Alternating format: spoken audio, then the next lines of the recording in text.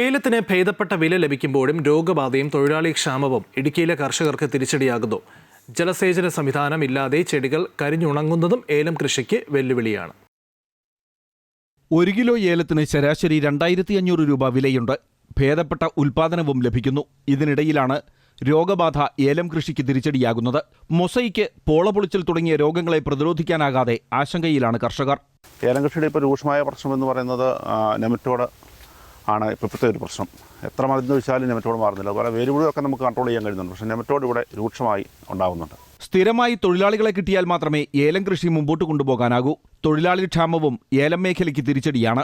ഉൽപ്പാദനം താരതമ്യേന ശരാശരി ഉൽപ്പാദനം ഉണ്ടെങ്കിലും വില ഇപ്പം മരുന്നിൻ്റെയും വളത്തിൻ്റെയും വില അനുസരിച്ച് നമുക്കത് കമ്പയർ ചെയ്യുമ്പോൾ വലിയ ലാഭകരമായിട്ട് ഇപ്പോഴത്തെ അവസ്ഥയിൽ നമുക്ക് മുന്നോട്ട് പോകാൻ കഴിയുന്നില്ല. എങ്കിലും ശരാശരി പിടിച്ചു നിൽക്കാമെന്ന് മാത്രമേ കഴിയുന്നുള്ളൂ. അതുപോലെ തന്നെ രൂക്ഷമാണ് തൊഴിലാളി ക്ഷാമവും.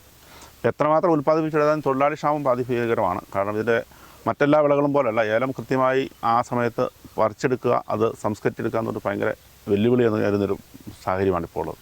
വേനലിന്റെ തുടക്കത്തിൽ തന്നെ ഏലച്ചെടികൾ കരിഞ്ഞുണങ്ങുന്നു. പച്ച വല വിരിച്ചാണ് പലരും ചെടികൾ സംരക്ഷിക്കുന്നത്.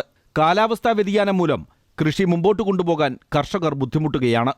MC Boban, Amrita news, Idukki.